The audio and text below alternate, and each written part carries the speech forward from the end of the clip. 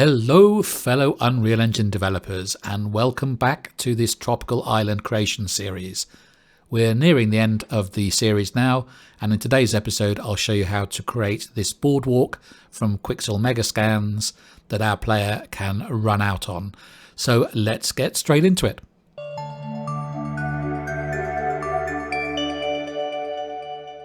Welcome back to the tropical island creation videos.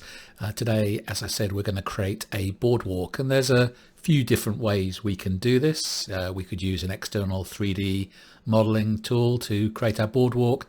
We could even use the modeling tool within Unreal Engine 5 to create planks and then texture them.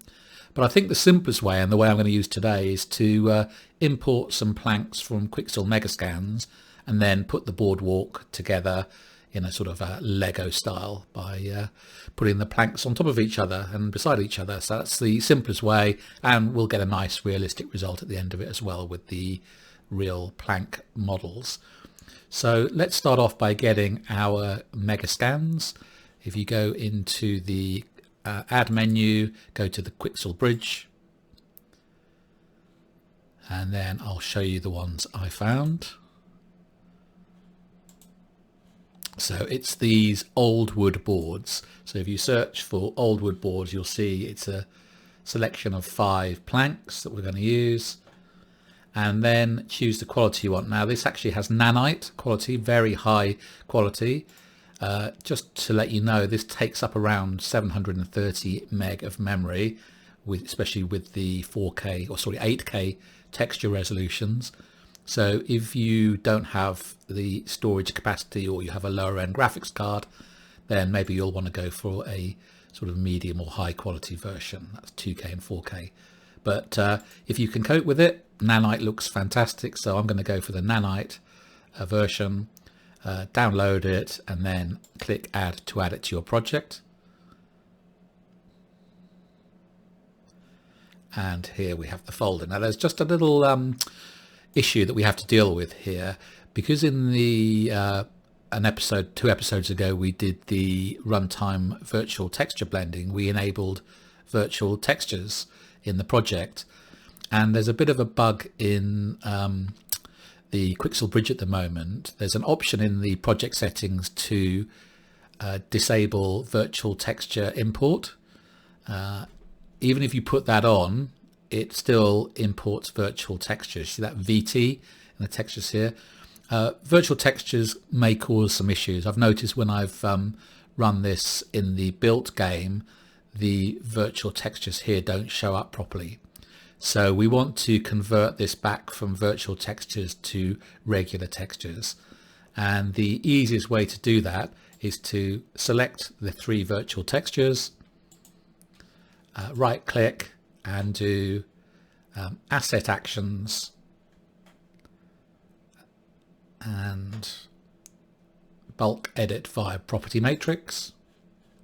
And you can see here in this column you've got virtual texture streaming. Just uncheck that for these 3 textures, come out, do Control-Shift-S to save, so we get the regular versions. And can you see how those textures don't say VT for virtual texture on them anymore? So that's the first thing we need to do, just to disable the virtual textures for those meshes. Okay, now with that done, let's close that down and close Bridge, and let's start building our boardwalk. So if you come in here, so this is our natural harbour, or man-made harbour I should say, that we created. We stuck a canoe in there, so I just want to put the boardwalk to the left of the canoe. But we're just going to build the boardwalk in any space at the moment, and then we'll move it into position. So go into your Content Explorer, go to Megascans, 3D Assets, Old Wood Boards, and just drag this Variation 1 board in at the moment. We'll change the planks, we'll vary the planks later on, but just drag it in to the scene and just raise it up slightly. We'll sort of build it in floating in mid-air at the moment. If you hit F on your keyboard, it will focus or frame that, so you can sort of zoom in on it. And then what we can do is we can rotate it so it's sort of facing out towards the sea. So if you, so again, a little tip here, you can, while you've got it selected, you can use W, E and R to go between the move, rotate and scale. But what you can also do is you can press the space bar to just rotate between those. So I'm going to be using the space bar to go between the different tools. So here I am in the rotation tool, and I'm just going to rotate it round just slightly so it faces towards the sea. I mean, it doesn't really matter this, it's the right sort of orientation. Okay, and now we'll go back to the regular view. Now you'll notice something here, and this is a very key issue that I want to explain to you. Can you see how if I go back to the move tool, it's the move tool is from the original position of the plank. I want to be able to move these planks relative to their local position so that I can effectively create my boardwalk going across towards the sea. And you can switch between this world space and local space view up here in the tools. Can you see this world icon here? It says cycles that transform between world and local object space. So if I click on that, can you see that immediately it moves to a local space widget, which is exactly what I want for creating these new planks. Let's also see about the scale here, if it's right. So move it down slightly so it's sort of near the, you can see the shadow here, so it's near the beach. I'm going to go into play mode here, and then I'm going to put my carrot in front of it, and you can see it's a little bit small at the moment. It's probably about half the size I want, so I want to scale up the plank to twice the size. So let's come out of here, and what we'll do is we'll just go to our details over here, and in the scale make sure you've got this locked so it does a uniform scaling, and just change the value to 2, so effectively we've doubled the size of it. And now if I go into play mode, you can see if I stand in front of it, that's about right, enough for one person to walk out on the boardwalk. All right, so now we've got our board at the right scale. Let's start building the boardwalk. So what I want to do is I want to build a stretch of it, a stretch of 8 planks. I want to put the rails underneath and the supports, and then I can duplicate that. So think of it like building a pallet, and then we'll duplicate it. So importantly for this sort of operation, we want to make sure that we get some nice clean intervals between it. So up here you've got the snapping for movement, rotation and scaling. So make sure you've got snapping enabled so that's disabled, blue is enabled, and then the grid snap value you can leave at 5. And what we want to do is, let's move up a bit so I can see, is I want to hold Alt to duplicate and just drag it around three times. As you can see, like that. So you get a little interval like that. And then let's do the same thing again. So I'm going to create 8 of these planks. So you'll see that with the snapping on, it's quite easy to leave that little interval there. And you can always come back and move them again. So I'm holding Alt each time to copy it. So I've got 1, 2, 3, 4, 5, 6, 2 more. Okay, and that's my first sort of element, or element of the boardwalk. So what I want to do now is I want to create the rails that go underneath. So let's actually let's just click the first one and do Shift and click all of these. I just want to raise it up slightly so I can see what I'm doing underneath. So I'm holding all of them and just raise it up slightly like that, just so you can see. Okay, and now with the last one selected, hold Alt to duplicate, drag it out here, and this time I'm going to go into the rotate tool and rotate it around 90 degrees. So this is going to be the first of our rails that hold that planks, the rails that the planks are nailed into. And moved around here slightly. Going to go back to the move tool and I'll put it in so it's almost near the end. I'm just rotating around to see what I'm doing. Move it into position here. So it will stick out slightly at the far end, that's fine. So it's sort of justified there, and then slip it out. Doesn't matter because we'll just overlap it. And then we want to move it down slightly. Okay, so I've just moved it down 2 units. There will be a slight gap, but we'll fix that later on. And then we now want to duplicate this over the other side. So hold Alt down and drag it over to here. And now we have our railing. And then the final thing we want to do is we want to create our support. So again, what we'll do is we'll take this one, use Alt and just drag it out over here. Go into our rotate, and we will rotate it 90 degrees here.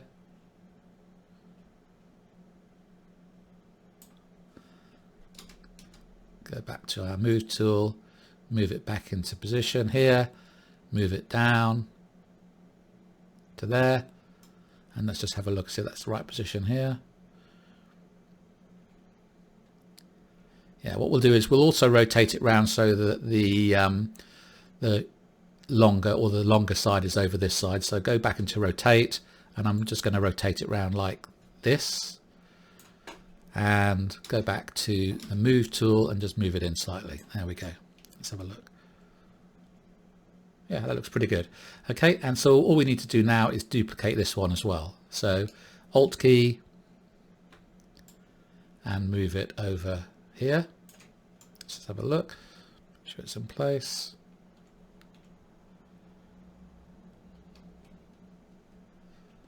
Yeah, that looks pretty good. Again, you can do the final adjustments. So let's just have a look, see if everything sort of sits on top of where it should. You might want to go up to the camera speed here and reduce the camera speed to 1 so you can get some very fine movements as your camera slows the movement down. So if I go like that, you might be able to see it's kind of difficult. The planks don't quite sit on the rails. So what we'll do is we'll just select the, so I'm using shift, so I'm selecting the 2 rails and the 2 supports. I'll switch off snapping briefly, and then I'll just pull this up slightly. There. Okay, just there. So now they're touching each other. Again, it's very fine tuning. Now we'll put the snapping back on. Okay. All right, so we've got our main palette here, and now what we can do is we can do some variations to the planks before we duplicate it. So what I'm going to do is I'm going to select my first plank, and you can see this is, if I hover over this, is variation 1. So there were 5 planks. The third one had holes in, and I'm going to use that for the supports. So we're going to vary it between 1, 2, 4 and 5. So what I suggest you do is you select the second one and change this to variation 2. The third one will make variation 4. You can do what you want here, but I'm just using 1, 2, 4 and 5. And then I'll do, coming back down, 4, 5 again. I'll leave that as 1, and then we'll have this last one as 2. So I'm just creating some variations here. Now, what you could also do, I'm not going to do it now, but you could rotate to flip your boards over upside down or from left to right, just again to create some variation.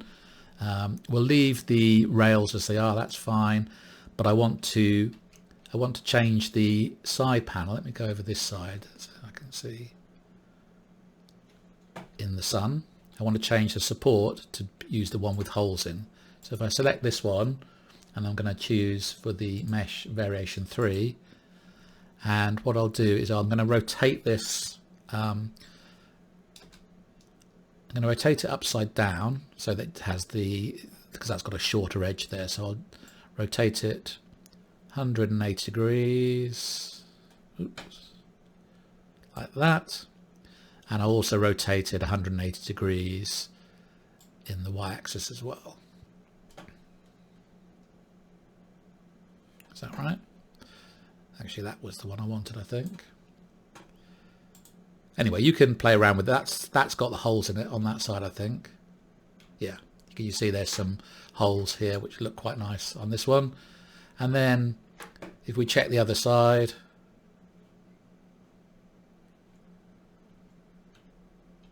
that's got the holes on that side, so that looks fine. So now we've got our component, bridge component. We can duplicate this as many times as we need. So what I'm going to do, in fact, let's do a save. Well, we've got to this stage, and we will select all of our boards. So in the outline, I'm selecting the first board, going down to the last board here and shift clicking to select all of them. And what we will do now is, you can see sometimes you have problems like this. If I'm doing Alt, you see it's not pulling out in the right angle. That's probably because I've not rotated one in perfect 90 degrees. So let's Control Z here, and if I look at my last element here, it's not quite rotated properly. So let's just rotate it back round into space. So I just over rotated it. So now select them all. Shift click, and now, yeah, that looks right. Now you can see that we're getting a nice right angle on our move tool. So what we can do now is we can start creating as many components as we want. So I'm holding Alt down. So again, make sure you got the snap enabled here, and I'm going to pull it out until it's like that. I might need to get close to see. So I want the same gap at the end here. That looks good.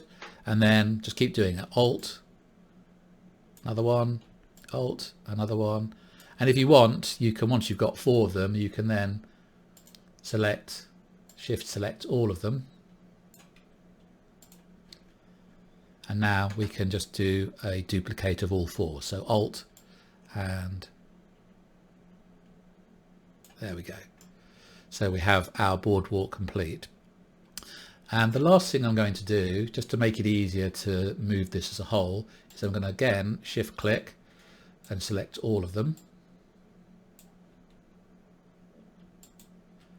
And I'm going to right click and use group to group them together. So treat them as one element. And also we'll also do move to, create new folder, and I'm going to call it Boardwalk. And the reason for this is I can collapse that folder and not take up too much space in the outliner with all of those boards here. Okay, so now we've got this selected, we can move it into space. So let's come out. Just zoom in again. In fact, remember F to get it in frame. And what we'll do here, now we've got the, it doesn't matter which mode we're in now. We can go back to world mode here. It doesn't really matter because we're just moving it around.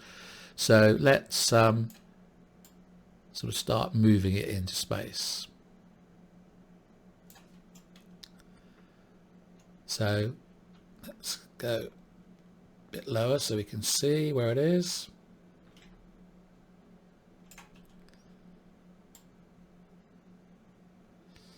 So we've got it resting on the sand here, and then is it above the water? Yeah, not quite. Yeah, we want about that much on the showing on the water, and then you can move it back inland a bit until it touches there, something like that. Again, you can play around with that, and that looks pretty good to me. So let's look at the textures on this boardwalk. If I get in close here, you can see how great these 8K textures are and how detailed these nanite meshes are. Can you see the sort of crack in the wood there shows all of that detail up close. So this is one of the benefits of nanite. You get fantastic detail up close, and it's nice wood texture. But you'll notice if you go towards the sand, you'll notice something strange happening. Can you see how these boards here have got this kind of mottled texture? And the reason for that is because we changed the hard surface material. We did the rocks to do RVT blending. So actually it's doing a bit of blending here of the underlying sand texture, although it's a little bit too much. So what we can do is we can just dial that down a bit for the RVT blending on the boardwalk. And in order to do that, we'll need to open up our Content Explorer, go to, this is the 3D Assets Old Wood Boards, and we need to open up the material instance for this. And if I just move that over to this side, if you go down to the bottom of that material instance, you'll find the RVT blending. So at the moment it's set to full blending. If I make it 0, there you see it goes back to the boards. But if I do 0.5, you get just a little bit, maybe not even that much, 0.3. No, 0.5 was good. And so you're getting a little bit of the textures here. You're even getting a little bit of the wetness from the underlying puddles as well. And then as we go out into sea, it goes, the RVT blending goes back to having no blending. So that's pretty nice, adds a bit of variation there. Okay, so we've dealt with the textures. What about collisions? Let's have a look at how collisions work. So let's move over here, let's close this down, go into play mode, and if I start running over this boardwalk, it looks okay here, but then I fall into the gaps. And the problem here is that although there is collisions on these boards, we've got these gaps in between, so occasionally you're going to hit the gaps and fall through. Yeah, like that. So let's simplify this. If you think about this, it's really just a box. So what we'll do is we'll remove the collisions for the individual boards, and we'll just create a blocking volume for the collision on here. So let's come out of here, and first thing we'll do is we'll remove the collision on the boards.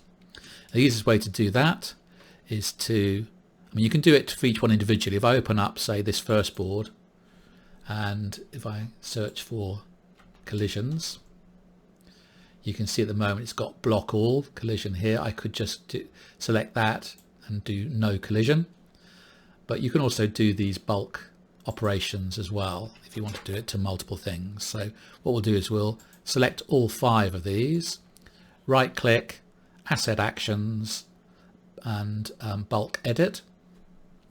And again, if you search for collision, we'll start to search for collision here, there's our block all. For some reason it doesn't have the drop down for it, so you'll have to type in the collision profile.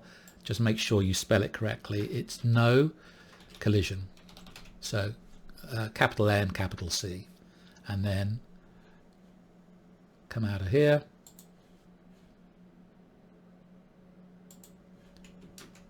do Control Shift S to save. You see it's saving the new packages. These asterisks should disappear once it's done the save. Again, it takes a few seconds just to do that. Okay, and now we've saved all those, we should have no collision there. So if I go here, it's as if those boards aren't there. Okay, and now what we want to do is we want to put our own blocking volume onto that board. So to do that, we will come out of play mode, go into add volumes, and we want a blocking volume, which I will see somewhere here.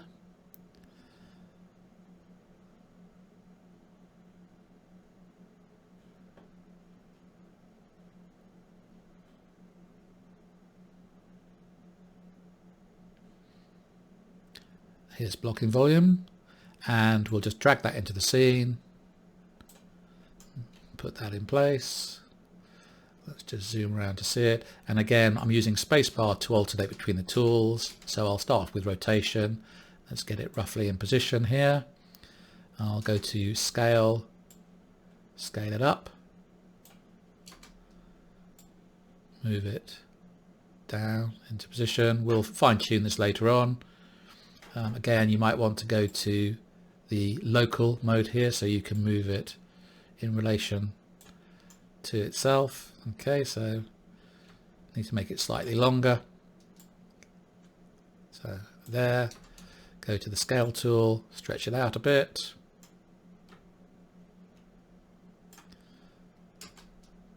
Move it slightly. Okay, and then we'll just go down so we can see what it's like. It's slightly high, isn't it? Move it down there. And then we probably want to scale it in a bit as well.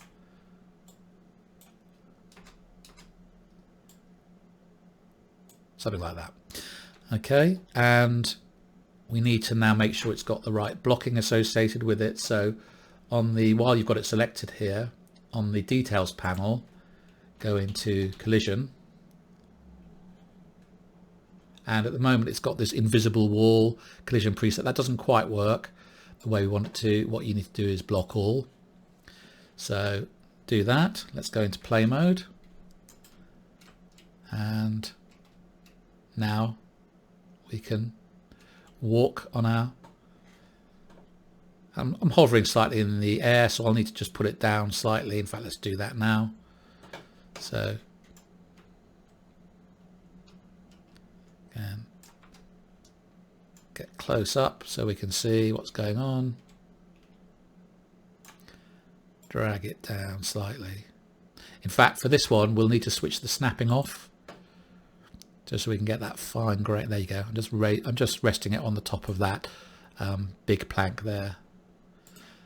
Okay, and